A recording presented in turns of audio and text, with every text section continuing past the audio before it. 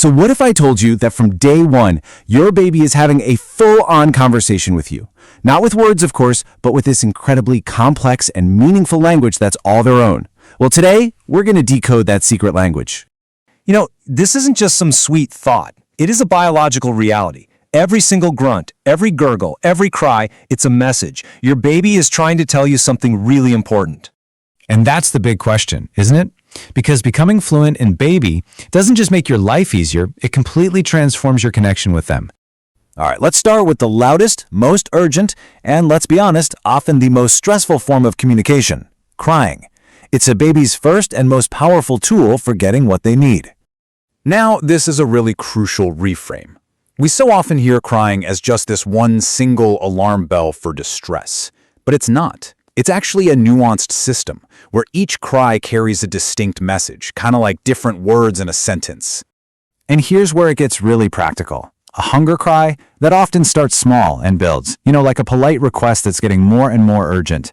A pain cry is sudden and sharp. Boom, no warning. An overstimulation cry sounds frantic, almost desperate. Learning these different sound signatures is like having a Rosetta Stone for your baby's needs. And check this out. Even before a full-blown cry, there are these amazing little tells, these reflex sounds.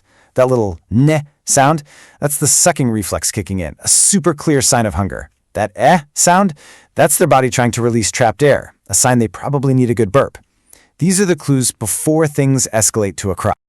Okay, so we've decoded the language of need. Now let's get into how babies use sound to build something even more profound, connection. This is such a fundamental shift. See, crying is all about survival. It's, I need something. But cooing is about connection. Hey, I'm here with you.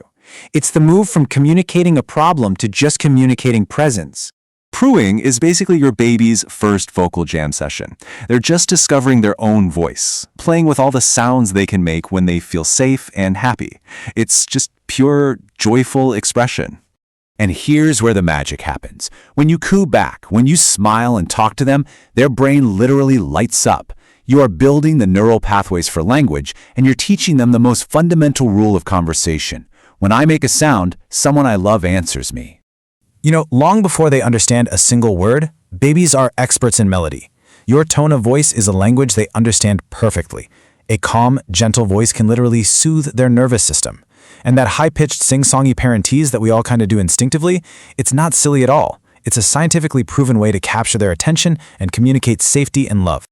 Okay, next up on their big journey to language is the adorable and incredibly important stage of babbling. And this is where things get really interesting. You can see there's a really clear progression here, right? From pure reflex and need to social expression, and then finally into active practice for actual speech. Babbling isn't just random noise. It's a full-on vocal workout. Your baby is practicing all those complex mouth shapes, tongue movements, and the breath control they need to form words. Those ba-ba-bas and da-da-das are literally the building blocks of every single language on Earth. And get this, it's so specific that researchers can actually tell what language a baby's hearing just by the sound of their babbling. How wild is that? They're already mimicking the rhythm and the intonation of their native tongue, learning its melody long before they know a single word. But a baby's language isn't just about sound. Nope. To get the full picture, you have to learn how to listen with your eyes.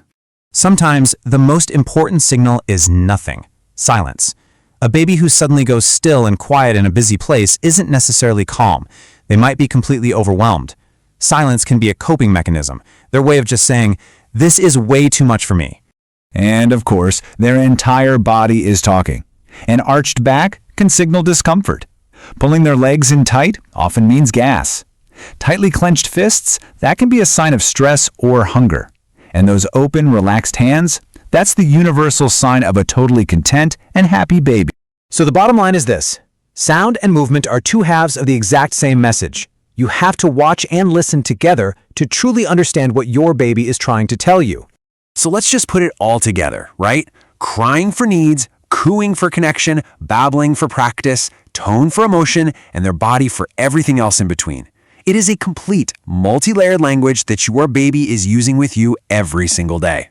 And that really is the ultimate takeaway. We get so focused on waiting for that first word, but the real conversation, the most important one, has been happening all along. It's a conversation that's built on trust and responsiveness and love. So the next time your baby makes a sound, a movement, or even goes silent, just pause and listen. You have the tools. You know the language. You're not just a caregiver. You're their most trusted translator, and you've absolutely got this.